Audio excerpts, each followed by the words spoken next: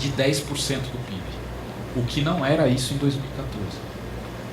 Eu estou insistindo nisso porque as pessoas às vezes falam, não, mas em 2014 a crise já estava lá. Não estava. Você tinha uma economia que desacelerava no fim de 2 ciclos que foram revertidos e estava um campo aberto de debate para saber como é que nós retomamos o crescimento. A política implementada no primeiro ano do segundo mandato da presidente Dilma empurrou de fato o país para uma recessão muito mais profunda. Nós temos que dar a César o que é de César. Tá certo? A desaceleração vem por fatores estruturais que levaram o país a esse quadro no final de 2014. Portanto, não é isentar o governo, é mostrar o caráter estrutural da desaceleração num cenário internacional bastante conturbado e adverso a nós. Então o vento que ajudou lá em 2003 passou a não ajudar mais. E o dinamismo interno nós perdemos também no fim do ciclo de crescimento dos duráveis. Agora, de fato, a adoção de uma política econômica a partir do início de 2015, que tentou de alguma maneira produzir um ajustamento fiscal num cenário de desaceleração, mostrou-se desastroso. Eu quero chamar a atenção de vocês e vou concluir a minha fala pensando o seguinte, não vou nem aborrecê-los com os dados, eu trouxe vários dados, dados fiscais, dados de arrecadação, certo? Se na hora do debate nós quiser, a gente coloca os dados, fala, olha aqui a trajetória da arrecadação, não é? A trajetória fiscal, tudo isso. Somado a, só para concluir, somada à situação fiscal, digamos, a queda da arrecadação, a deterioração fiscal foi amplamente apoiada por uma política monetária que, em nome de combater a inflação, colocou a taxa básica de juros a 14,5% ao ano. Significa dizer que, com a arrecadação em queda, aumentou-se brutalmente a carga financeira sobre o Estado com essa taxa de juros. Portanto, uma arrecadação que cai e um encargo financeiro que sobe brutalmente com uma taxa de juros que é uma das maiores do mundo em termos reais, em nome do combate à inflação. Empiricamente você olha, e nós dizemos isso, é um tipo de inflação que não se combate com taxa de juros. Você leva a taxa de juros a 14,5% e a inflação, ao contrário, continua subindo. Porque, simultaneamente, no afã de fazer o ajustamento, no fundo, você precipitou de alguma maneira uma política monetária, no fundo incompatível com as razões fundamentais da subida da inflação. Por exemplo, subida da inflação. De um lado veio pela desvalorização do câmbio, desejada para proteger minimamente a nossa indústria. Você está internalizando uma parte da inflação, fazendo correção de tarifas públicas, que poderia ter sido feita, inclusive, de maneira mais paulatina. Você fez praticamente um pacotaço de correção de serviços públicos, de tarifas públicas, que teve impacto direto na inflação. E, ao mesmo tempo, sobe a taxa de juros, não é? Então, eu estou querendo chamar a atenção que o momento atual, como eu disse a vocês, eu fiz um convite para nós nos distanciarmos um pouco da conjuntura, olhando a trajetória anterior de crescimento, para tentarmos entender os impasses em que nós estamos mergulhados agora. E aí, realmente, eu vou concluir minha fala. Já estou extrapolando meu tempo, certo?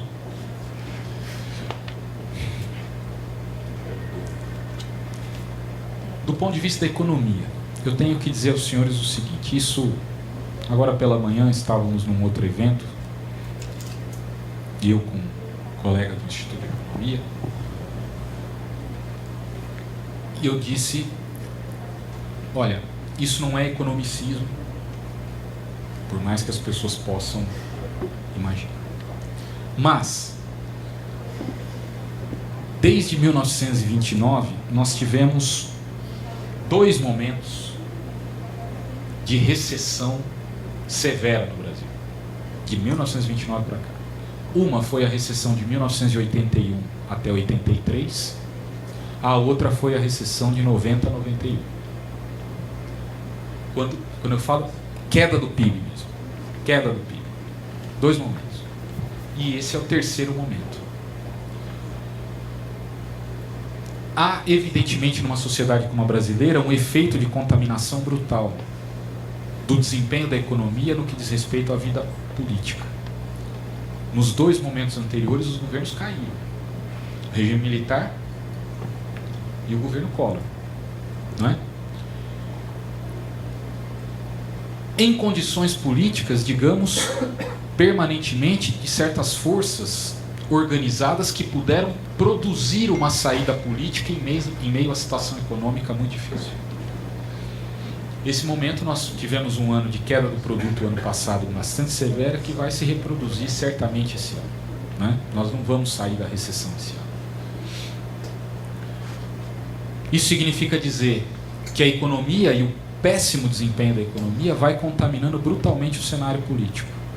Quando a economia cresce, eu tenho sempre boas notícias a dar a todos aqueles que fazem parte, digamos, da vida política nacional. A economia em retração, eu só tenho notícia ruim. Eu chego para o prefeito, a notícia é ruim. Para o governador, a notícia é ruim. Para os funcionários públicos, a notícia é ruim. Sempre. Né? Então isso vai abalando profundamente a estrutura política do país. Então, o que eu quero dizer a vocês que os desafios colocados nesse momento, eu não vou fazer uma análise política, nem tenho competência para isso, mas os desafios imediatos que nós temos que enfrentar é claramente procurarmos relançar a economia brasileira. Retirar a economia brasileira urgentemente dessa situação de recessão e de retração do produto. Nós, o ano passado, produzimos 2,5 milhões de desempregados a mais no Brasil, com uma queda do PIB como nós tivemos. Provavelmente, o desempenho do mercado de trabalho esse ano será pior do que o ano passado, em termos de emprego e de renda. A taxa de desemprego está se acelerando muito rapidamente. Por onde caminhar? O cenário é muito tortuoso, muito difícil, mas seguramente qualquer relançamento da economia neste momento, do meu ponto de vista e de outros colegas do Instituto de Economia, relançamento da economia passa seguramente por uma rearticulação da capacidade de gasto do Estado e particularmente um crescimento puxado pelos investimentos, e aí tem que ser direto ao ponto. Investimento em infraestrutura. Não há outro caminho nesse momento, do nosso ponto de vista, no que se refere à retomada do crescimento da economia brasileira. Por quê? Do ponto de vista macroeconômico, o Estado e a sua capacidade de gasto é a única fonte autônoma de reativação da economia. Não espere que fazer reforma da Previdência vá retomar, vai trazer de volta o espírito animal aos empresários, com a economia caindo 3,5%, 4% ao ano. Não vai. Tá certo? Que fazer uma reforma trabalhista vai devolver digamos, um horizonte de investimentos para os empresários. Não vai. Ou você atua firmemente no sentido de recuperar a economia e trazer o setor privado junto com o setor público, ou nós entraremos num período de recessão continuada que me parece tender a se esticar, caso não seja feito nada. E provavelmente com rebatimentos políticos, como nós estamos assistindo, importantes no campo da desorganização da vida política institucional. Certo? Eu agradeço a atenção de vocês e nós podemos depois debater esses temas. Obrigado.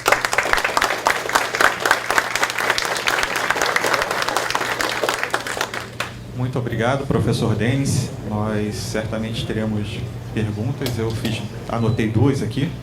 E aí a oportunidade de repente passar alguma informação, dado e explorar mais. Eu não quis amolá-los com os dados, porque muito dado às vezes confunde o raciocínio.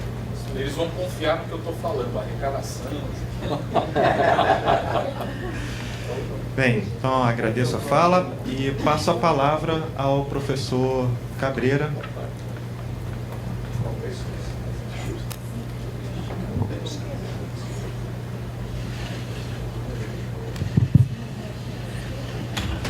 obrigado. Saindo bem o som? Bom, boa tarde a todos e a todas. Estou muito contente de estar aqui, podendo conversar com vocês. Primeiro, assim, preciso dar uma bronca, né? Porque não se faz isso com um amigo. Pedir para falar de conjuntura hoje, né? Não se faz isso com uma pessoa que a gente gosta, né? O Bruno, ainda bem que ele já foi meu aluno. Se fosse atualmente, a vida dele não seria tão tranquila assim, né? Porque de fato, eu acho que o Denis até colocou, acho que ele foi muito otimista falando que a gente faz uma análise daqui 40 minutos. 40 minutos é muito hoje, né? É muito para durar uma análise, porque afinal de contas a gente tem assim uma realidade que ela está longe de ser monótona, né? Diversas coisas estão sendo colocadas diariamente para a gente pensar, e eu acho que a exposição que o Denis fez, ela foi muito importante para mim, porque para a gente entender o pano de fundo por onde se desenrolam essas coisas. Eu, como ele, gostaria de pedir também um certo distanciamento de vocês para a gente poder olhar para essa realidade que está colocada aí, né? É uma realidade que ela é muito dinâmica. Qual assessor do Aécio ia falar para ele no domingo não ir na Avenida Paulista que ele seria vaiado, né? Ninguém ia falar isso, né? A análise de conjuntura, ela é para a gente, né? Para analisar isso seria muito, muito, muito difícil. Quem de vocês imaginaria que o japonês da PF estaria na mira, né? De ser investigado, com processos e tal. Quer dizer, essas coisas são muito dinâmicas. E eu queria colocar para vocês a dificuldade, e tudo que a gente vai falar aqui vai ser um pouco provisório. Eu preparei aqui algumas reflexões, eu gostaria mais de provocá-los para a gente pensar algumas coisas, poder conversar, do que trazer alguma coisa pronta e acabada, né? Tá tudo tranquilo, tudo favorável, né? Essa é a ideia, né? A realidade nossa não está nada tranquila, nada favorável. Mas enfim, como falar da conjuntura? Eu acho que tem um aspecto que é assim, a cena política, né? O que é a cena política? Quem são os atores que estão na cena política?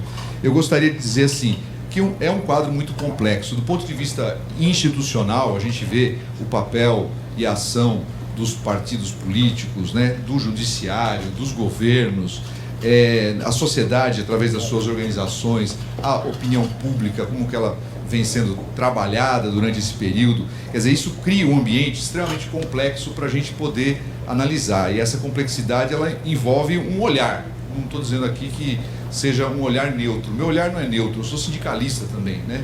Sou do Sindicato dos Professores, a gente negocia com o patrão que tem uma perspectiva diferente da minha. Então, acho que isso precisa ficar muito claro com relação ao olhar que a gente tem.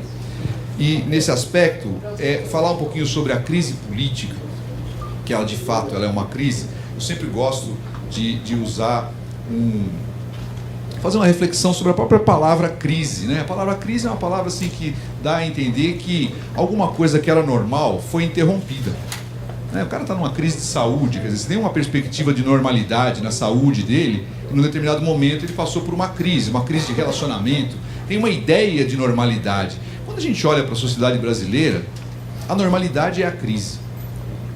Ela pode não estar se dando o tempo todo, né, em todas as dimensões, mas sempre há uma dimensão que está em crise. O Denis colocou aqui sobre o crescimento da economia brasileira do período de 30 a 80, são 50 anos de crescimento contínuo, óbvio que com momentos de maior inserção, de algumas crises pontuais, mas esse período conviveu com uma baita crise social, a crise política em vários momentos, quer dizer, a ideia de crise ela está sempre presente. E como eu não vou falar da crise econômica, porque ele já abordou muito bem, eu queria pegar alguns aspectos da questão da crise social e política, né? Normalmente, essa ideia de crise política passa um pouco para nós o aspecto do funcionamento do sistema. E é tranquilo da gente observar que em várias partes do mundo as pessoas não estão felizes com os sistemas políticos que possuem. Essa coisa que nós temos de uma certa descrença no sistema político e nos representantes políticos, ela é algo que contamina. E eu gostaria de fazer algumas referências sobre isso, porque afinal de contas, isso está presente, por exemplo, nos movimentos na Itália, na Espanha, mesmo na Grécia, que passam por crises econômicas e crises de representatividade. Eu acho que a gente não pode fechar os olhos para essa ideia da crise de representatividade que nosso sistema ele acaba sofrendo hoje. Quando o comentário aqui que o Denis fez sobre o crescimento da economia nesses 2 ciclos, né? Um ciclo que vai até 1980 e esse outro de 2003 até 2012, a gente pode tranquilamente identificar, pelo menos essa é a minha opinião, que a superação dos problemas sociais, do crescimento da renda das famílias, dos trabalhadores, ele passa por um viés extremamente liberal. No seguinte sentido, é o crescimento da economia que vai produzir um dinamismo e os trabalhadores no mercado de trabalho terão acesso a salários que eles não tinham e, portanto, poderão melhorar suas condições de vida. Eu creio que esse é um aspecto que eu gostaria de destacar quando a gente fala desse período do crescimento econômico. Na minha visão, o período todo de crescimento econômico pós-eleição do Lula em 2003, que contou com os ventos de fora, ele tem um aspecto interno também que deve ser levado em consideração, que se relaciona fundamentalmente com a manutenção, digamos assim, dos acordos já existentes no Brasil. Qual que é o sentido disso que eu estou querendo dizer? É que problemas estruturais que a sociedade brasileira vive, esse período todo de crescimento, ele foi um período também de concentração de riqueza. O Brasil sempre teve, durante essa fase toda, uma concentração de riqueza muito grande.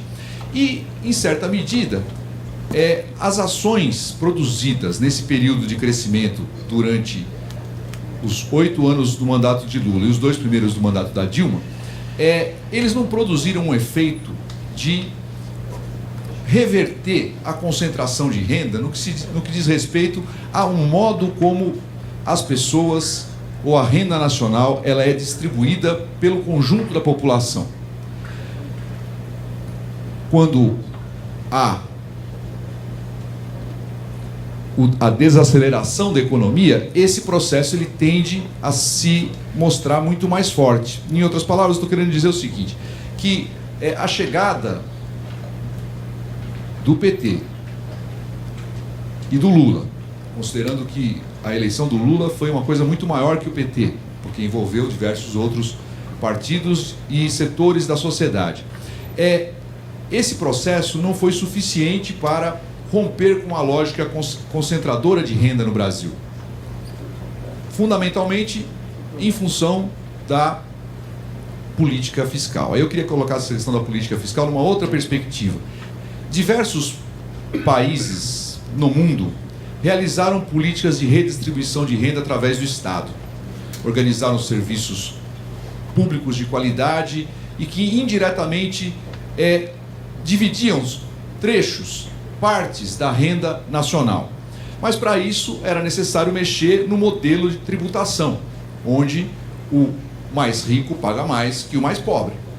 E esse processo nós não conseguimos, de alguma maneira, reverter, de modo que hoje você tem, no país como o nosso, os trabalhadores, as populações mais pobres, elas pagam os seus impostos embutidos naquilo que elas consomem, e tudo que elas ganham, elas consomem. Proporcionalmente, você tem uma cobrança de impostos de uma maneira que privilegia o imposto sobre o consumo ao invés da tributação sobre a renda. E eu creio que esse foi um elemento que as experiências desses anos todos, que estão agora completando já, estamos no 14º ano, né, começando, dos mandatos do PT, não houve condições políticas para realizar esse tipo de intervenção e mudança no modelo tributário nosso, o que, de alguma maneira, é algo extremamente complicado.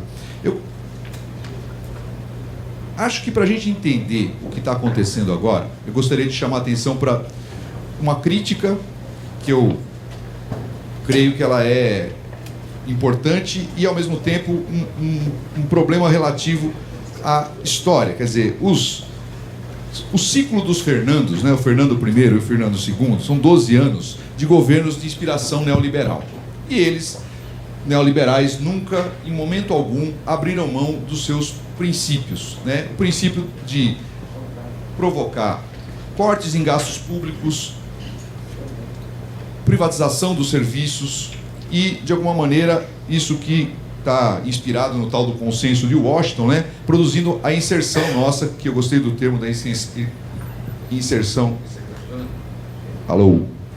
A inserção desastrosa, né? Nossa na globalização. Quer dizer, esse processo todo, ele obviamente fragilizou demasiadamente a sociedade brasileira.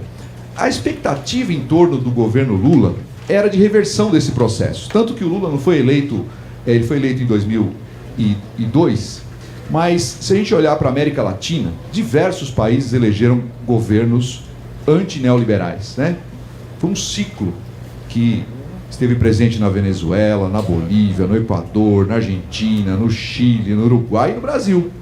E a expectativa era que, de alguma maneira, esse processo fosse revertido. No entanto, a reversão ela não ocorreu. Houve a construção de um pacto entre o governo que entrava, as forças que ele representava e aquelas que estavam no poder e estão no poder há muito tempo. Esse pacto produziu uma retomada de crescimento, como foi colocado aqui, por fatores internos e externos. Eu gostei da coisa da fortuna e da virtude, acho fantástico. Mas essa ideia é importante, pensar na possibilidade que houve, de fato, o crescimento. E algum grau de melhora das condições de vida das pessoas foi produzido, mas em bases muito frágeis, né? De alguma maneira, o pacto produzido não atacou problemas estruturais. A gente não fez reforma agrária, não mudou a política de cobrança de impostos, as estruturas, a infraestrutura produtiva ficou longe, né, do esperado. É como se assim a gente ainda tivesse esperando realizar o programa anunciado pelo João Goulart no comício de 13 de março de 1964, né, de realizar algumas reformas estruturais, e a gente não conseguiu. Então eu imagino que, de alguma maneira, nesse processo hoje, a gente sente a fragilidade do acordo realizado. É como se o acordo estivesse sendo quebrado por dentro e a gente só vê o que está acontecendo por fora. Esse acordo pode ser visualizado ao longo de todo o processo da sua própria fragilidade, né, no papel que as empreiteiras tiveram em todo esse período. Isso não estou querendo com isso justificar absolutamente nada, mas querendo identificar que o pacto que permitiu ao Lula chegar ao poder, creio que a Carta aos Brasileiros de 2002, ela indica um pouco os caminhos. O Lula de 2002, obviamente, era um Lula muito menos radical que o de 89, mas era um Lula que estava costurando um acordo, e cá entre nós ele sabe fazer costura de acordos. E permitiu o desenvolvimento do seu governo nesse período. No entanto, a impressão que tenho é que esses acordos ruíram com a crise e que hoje há uma certa fragilidade, né, nesse processo. A eleição, portanto, da Dilma, acho que tem a ver com a manutenção, da perspectiva da manutenção do acordo, mas a crise, como bem colocado aqui pelo Denis, ela acabou ruindo, e hoje a gente tem a perspectiva, eu vou arriscar isso, a perspectiva, uma tentativa de reconstrução desse acordo com a indicação do Lula agora, que eu já nem sei se ele já assumiu, se não assumiu, enfim, né? Mas uma jogada num xadrez extremamente complexo, com atores que têm uma capacidade muito firme em torno da defesa dos seus interesses nesse momento de crise. Do ponto de vista assim, mais geral da da política, eu gostaria de falar uma coisa para vocês, que é algo que me incomoda demais, mas que é assim, eu acabei de comentar aqui agora há pouco, que em vários lugares do mundo as pessoas não são felizes com os sistemas políticos onde elas estão inseridas, né? No nosso caso, o sistema político, ele necessitava sim de algumas transformações. E nesse processo de negociação, essas transformações ficaram pelo caminho, elas não aconteceram. Penso que a relação existente entre os partidos e o grande capital, ele revela um pouco o tamanho do problema. Na discussão toda sobre corrupção, que é um termo que, assim, sinceramente, eu acho que eu peço para vocês também o distanciamento na hora de pensar esse tema, porque ele é um tema que mexe com as pessoas, com todos. Mas esse tema da corrupção no Brasil, ele é estrutural. Ele está relacionado com a história do país. Isso não justifica absolutamente nada, mas é para a gente entender que é um processo de longo prazo. E demorou anos para se produzir mudanças na legislação com o objetivo de fazer o quê? De limitar as doações às campanhas eleitorais, que todos vocês sabem que é um ponto onde convergem todos ou quase todos os partidos e a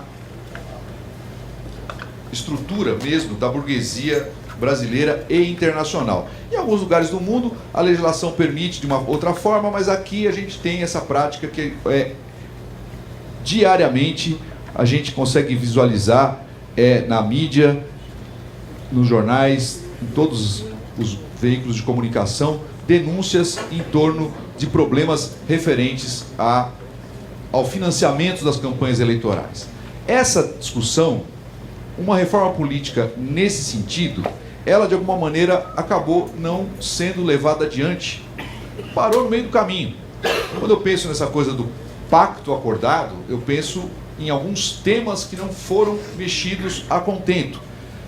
Desde da discussão sobre o papel, né, a regulamentação dos meios de comunicação, a regulamentação das campanhas. A OAB tem uma ação direta de inconstitucionalidade contra o financiamento privado de campanhas, que ficou parado no Supremo um tempão, né? O Gilmar Mendes, né, pediu vistas ao processo depois do processo já ter sido votado por 6 juízes, quer dizer, já tinha maioria. Ele pediu vistas ao processo, que tinha 120 dias para devolver, ficou 2 anos com ele, né? Quer dizer, existem interesses que a gente não consegue visualizar numa primeira olhada para o noticiário, e esses interesses estão consolidados na história do Brasil. Eu vou contar a historinha para vocês. Eu não sei exatamente em que ano, mas faz muito tempo isso. Eu assisti aquele Manhattan Connection, aquele programa. Quando começou ele era formado pelo Lucas Mendes, que está lá até hoje, o Nelson Mota, o Caio Blinder e o Paulo Francis. Aí uma vez, o Lucas Mendes fez uma pergunta para eles sobre o que cada um sentia de saudade do Brasil. E aí, um falou da praia, outro falou dos amigos, do bonzinho francês e tal. Perguntou para o Paulo Francis, ele falou: eu não sinto saudade de nada daquele lugar, porque aquilo não é um país, aquilo é um acampamento. E eu parei a pensar, eu fiquei com uma raiva daquilo. Acho que foi o último programa que eu assisti também, sabe? Eu olhei, fiquei assim, conformado com aquilo. Mas eu tentei ficar depois refletindo sobre o significado da ideia. Me ocorreu o seguinte: qual que é a ideia de acampamento, né? É de uma coisa provisória. O acampamento não é onde você vai morar. Você passa por ali, né, provisoriamente. E na relação entre metrópole e colônia, a colônia é o acampamento. Que você está lá provisoriamente para tirar o máximo que você puder no menor tempo possível. Eu acho que essa é uma característica das classes dominantes no Brasil. A gente não tem projeto de longo prazo, para nada. É tudo no curto prazo. O investimento, o pensar o país, né, Então eu vejo que a gente tem um problema que não é pequeno. Eu fui obrigado, depois de algum tempo, acho que dar razão a ele. Embora eu goste desse acampamento aqui, mas acho que eu fui obrigado a dar razão a ele na ideia, né, de pensar assim, falta um projeto de nação. E eu tenho a impressão que ele ainda continua faltando. Apesar das experiências positivas de crescimento econômico, foi ainda meio que um crescimento com os economistas gostam do termo, né, de fuga para frente, né? A ideia de fuga para frente, né? Você tem os problemas e produz o crescimento e joga o problema mais para diante. Eu acho que ele ainda continua para nós como sendo um grande problema, porque tem necessariamente que mexer em interesses estruturais. Eu acho que esses interesses estruturais eles ainda estão para ser mexidos. Então eu vejo que hoje a conjuntura, que como eu falei no começo, qualquer análise vai ser muito provisória, a gente tem que olhar para ela um pouco para além dos atores que estão colocados em cena. E sim tentar entender quais interesses que esses atores têm nessa conjuntura. Porque não é por acaso que o regime de exploração do pré-sal mudou agora, em meio à crise, à fragilidade. O governo havia apontado uma regra e ela foi mudada no Senado.